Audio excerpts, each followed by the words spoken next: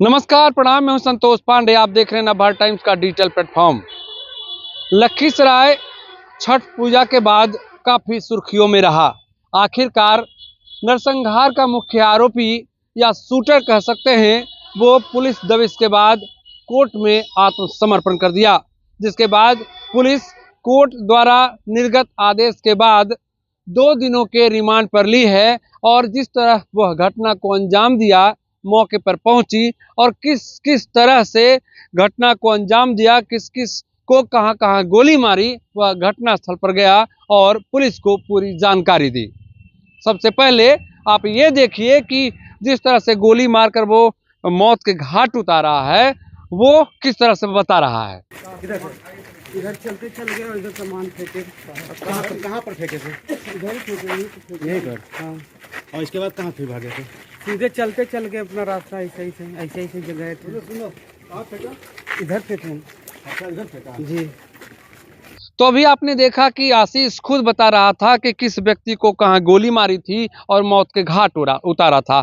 अब इस संदर्भ में खुद सुनिए कि आशीष ने बताया कि कैसे और किन किन कारणों से इस हत्या जैसे जघन्य अपराध को वह अंजाम दिया। हाँ, मेरी बीवी मेरे साथ गलत की। पहले वो गलती की और उसके बाद हम अकेले रहें और हमारे दिमाग में कुछ गलत चल गया, उसको समझा नहीं पाए, अपने मन को रोक नहीं पा रहे, हमसे अपराध हो गया।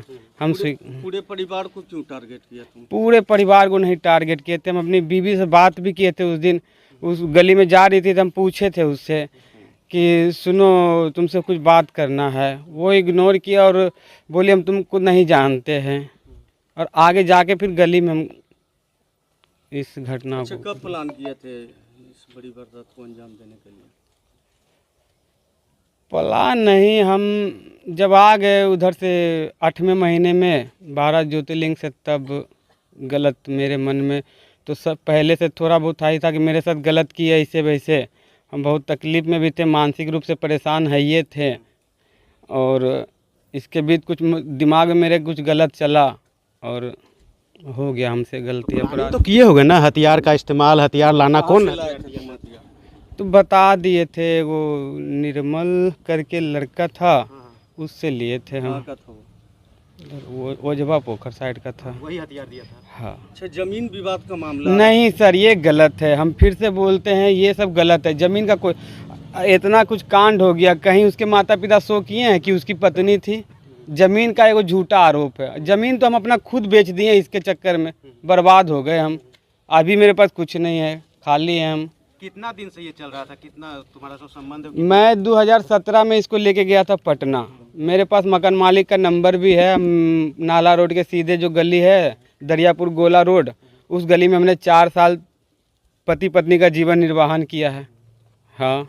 अच्छा, परिवार और लोगों का नाम बता रहे हैं कि इस घटना में और लोग शामिल हैं, क्या जो देखिए, मेरे मन में खाली वो जो भी गलत था मेरे मन में, हम कहना ये चाहते हैं कि मेरे उपलक्ष्य में जो भी पकड़ाया है ना, सब निर्दोष है। हम कोई कुछ नहीं जानता है। जो गलत भावना था मेरे मन में था। तो ठीक है, तुम अपनी पत्नी को मारते, इतना लोगों पर गोली मार दिया तुम। वो हड़बड़ाहट में हो गया घटना सर। के बाद कहाँ तुम फरार हुए, कैसे हुए ये बताओ? हम यहाँ से ऐसे करके गए और वो हनुमान मंदिर बाईपास में पड़ता है, वहाँ गली से निकले और वहाँ से कोई आदि व्यक्ति जा रहा था उधर ही, हम उससे लिफ्ट मांग लिए। तो बेचारा जहाँ तक गया हमको छोड़ दिया, फिर खेते खेत करौता पहुँच गए हम स्टेशन। हाँ, और फिर वहाँ से कोई ट्रेन आई आधे घंटे के बाद, और उस ट्रेन से फिर मैं गया चला गया। हाँ, गया से न्यू दिल्ली गया, न्यू दिल्ली से तिरुपति बालाजी गया, तिरुपति बालाजी से फिर बेंगलोर गया राधे कृष्णा इस्कॉन टेम्पल, और फिर वहाँ से आया मैं वापस दिल्ली। दिल्ली से फिर गया वैष्णो धाम, वैष्णो धाम से वापस आया।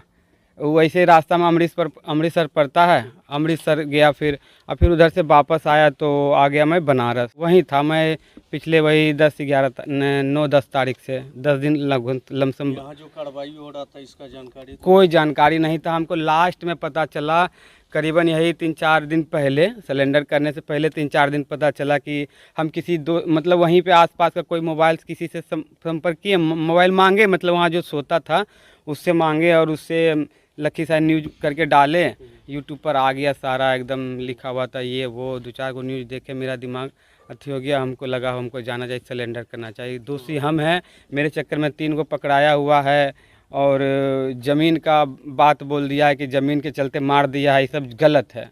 वो मेरी बीवी थी तो बीवी थी बस, इसीलिए हम वो 15 पन्ना में सारा अपराध लिख दिए कि हम किस कारण ऐसा, अगर हम मेरे मन में गलत कुछ चला भी है तो पहले अपराध वो की गलती की है, वो गलती की, एक बार हमने माफ़ भी किया पारिवारिक ज़िंदगी जीते हुए भी, जो कि बहुत बड़ा गलती था। उस डायरी कापी में हमने एक लड़का का नंबर भी मेंशन किया है, उससे भी पूछा जाए कि हाँ हम सच बोल रहे हैं या झूठ बोल रहे हैं। वो लड़का भी हमको बहुत टॉर्चर किया है कि अपनी बीवी को भेजो, नहीं तो गंदा वीडियो वायरल कर देंगे, फ़ोटो है मेरे पास वायरल कर देंगे। इसको बोले हम महिला थाना में चलो कंप्लेन करना पटना में, ये नहीं मानी और धोखे से उस लड़के का मोबाइल लेकर भाग आई। उसको मिलने के लिए बुलाई, हम ड्यूटी गए थे, मिलने के लिए बुलाया, उसी का मोबाइल लेकर भाग गई। इसी से नाराज होकर तुम इस घटना को नहीं नाराज नहीं, तो एक गलती करे तो ना सर, उसके बाद दूसरे लड़के के चक्कर में फिर हम ही को लात मार दी 4 साल रहने के बाद में। उसको पटना ले गए, हम बनाए ठनाए, हम सब कुछ किए, हम उसके लिए कितना कष्ट किए हम। ठीक है तुम हमको धोखा ही देना था तो ठीक है, मेरी माँ जैसे मर गई 2020 में 10वें महीने में, मैं 1 साल पहले हमको छोड़ देती ताकि हमको माँ भी रहती तो कम से कम संभाल लेती। हम अकेला रह गए तो माँ गई 10वें महीने में और 3रे महीने में हमको लात मार दी। जनवरी में तो हमको यहाँ भेज दी लखीसराय फुसला के, कि बोली कि जाओ तुम, अब हम लोग साथ में रहेंगे, घर पर ही रहेंगे, आधा सामान लेके जाओ, वहाँ तैयारी करो, रहने उन्हें का कोई बिजनेस स्टार्ट करो, फिर हम आ जाएंगे जब तक तुम्हारा तैयार हो जाएगा। तो अब हम चल आए यहाँ पर, अपने खुद से 1-2 घंटा 1-2 महीने लग के अपना दुकान उकान चालू कर लिए, पूंजी लगा लिए 2-3 लाख रुपये कर्जा उर्जा लेके। और उसके बाद मेरे भैया आए हुए थे 14 तारीख को मार्च में, ठीक है। अब 14 तारीख को हमने उसको फ़ोन करके बताया कि मेरे भैया दिल्ली चले गए हैं वापस, तो वो बोली कि ठीक है हम 16 तारीख को आ रहे हैं। हमारा घर आए हुए 3 महीने पूर चुका था, मार्च का हम बात बता रहे हैं। जनवरी में हम आए थे 3 तारीख को और 14 मार्च को मेरे भैया चले गए। इसको खाली हम बताएं कि अब क्या करोगे? अब तो तुम अब क्या करेंगे, हमने अपराध किया, अब जो भी हो, हाँ एकदम पछतावा है, एकदम पछतावा है, गलती है, ये गलत है, अपराध है। हाँ हमको एक नया ज़िंदगी मिल सकता था, उसको अगर वो धोखा भी दे दी थी तो कोई खाली एक बड़ा व्यक्ति या कोई परिवार के समूह के बीच में अगर हम रहते, जैसे माँ बाप होता है, भाई बहन होता है, उसके बीच में रहते तो शायद हम संभल जाते। लेकिन हम अकेला रहने के कारण हम लगता है कुछ गलत सोच लिए, वही दिमाग पे हावी हो गया, जिसके कारण ये अपराध हो गया। तो अभी आपने सुना कि आशीष ने क्या कुछ कहा। वह बताया कि मैं मानसिक दबाव में था, मेरे दिमाग काम करने बंद कर दिए थे, जिस कारण मैंने इस घटना को अंजाम दिया। अब सवाल उठता है कि मानसिक टेंशन हो या फिर जो हो वो अलग बात है, लेकिन आशीष खुद कह रहा है कि मैंने अपना सारा कुछ बेचकर दुर्गा झा के ऊपर न्यौछावर कर दिया। जब उसके पास कुछ था ही नहीं तो पुलिस कुर्की जब्ती का जो इश्तेहार था किसके घर पे चिपकाई है। सवाल उठता है, आशीष खुद कह रहा है कि मैं अपना सब कुछ उस पर न्यौछावर कर दिया था, मैंने जमीन जायदाद सब बेच दिया था। तो पुलिस पर यह बड़ा सवाल है कि वो किसके घर पे कुर्की जब्ती का जो नोटिस था वो चस्पाया गया था और दबाव बनाया गया था।